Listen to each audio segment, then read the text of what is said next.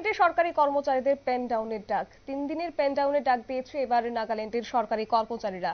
আগামী 14 অক্টোবর থেকে শুরু হচ্ছে তাদের এই কর্মসূচি। কি কারণে জানবো বিস্তারিত, আমাদের সঙ্গে যুক্ত হয়েছে প্রতিনিধি শেখ মনরুল।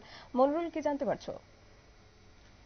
দেখো, নাগাল্যান্ডের সরকারি কর্মচারীদের নাগাল্যান্ড রাজ্য সরকারি কর্মচারীদের সংগঠন the confederation of all Nagaland state services association, এই সংগঠনটির পক্ষ থেকে পেন ডাউনের ডাক দেওয়া হয়েছে।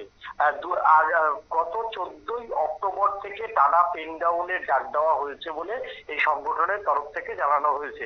সংগঠনের যেটা মত সেটা হচ্ছে নাগাল্যান্ডের সরকার যেভাবে সেখানকার আইএস অফিসারদের সুযোগ সুবিধা দিচ্ছে, কিন্তু নাগাল্যান্ড সরকারের যে আমলারা রয়েছে, নাগাল্যান্ড সরকারের যে আমলারা রয়েছে সেখানকার রাজ্য সরকারি কর্মচারী দিয়ে যারা চাকরি পায় তারা সেইভাবে সুযোগ সুবিধা পাচ্ছে না। ইভেন প্রমোটি যারা আইএস অফিসার সেই রাজ্যে তারাও সেই সমস্ত অনেক বহু সুবিধা থেকে বঞ্চিত রয়েছে। এছাড়াও সেখানকার রাজ্য সরকারি কর্মচারীরা বেশ কিছু ডিএ সহ অন্যান্য ভাতা দিয়ে তারা সরকারের উপর অসন্তোষ প্রকাশ করেছে। তার জন্যই আগামী 14ই অক্টোবর থেকে টানা 3 দিনের পেন ডাউনের ডাক দিয়েছে একটি সংগঠন, এইটা confederation of all Nagaland state service association.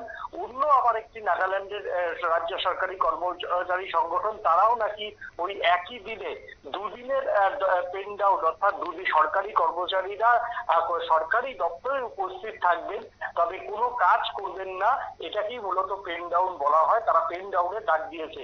যদিও পেন ডাউন তুলে নিতে ইতিমধ্যে নাগাল্যান্ডের সরকার থেকে কিন্তু নাগাল্যান্ডের মুখ্যমন্ত্রী তিনি নিজে আবেদন করেছেন, আলাপ আলোচনায় বসাবার কথা বলেছেন কর্মচারী সংগঠনগুলিকে। এখন দেখার যে মুখ্যমন্ত্রীর এই যে আলোচনার দাবি শেষ পর্যন্ত কর্মচারী সংগঠনগুলো মানে কিনা। একেবারে ধন্যবাদ। আপনারা শুনলেন, এবং জানা গেছে যে সরকারি কর্মচারীদের বিভিন্ন দাবি দাওয়া পূরণ না হয়, সেই কারণে তারা 3 দিনের জন্য পেন ডাউনের ডাক দিয়েছেন। কোন রকমের কাজ তারা করবেন না। আগামী 14 অক্টোবর থেকে শুরু হচ্ছে তাদের এই পেন ডাউন কর্মসূচি।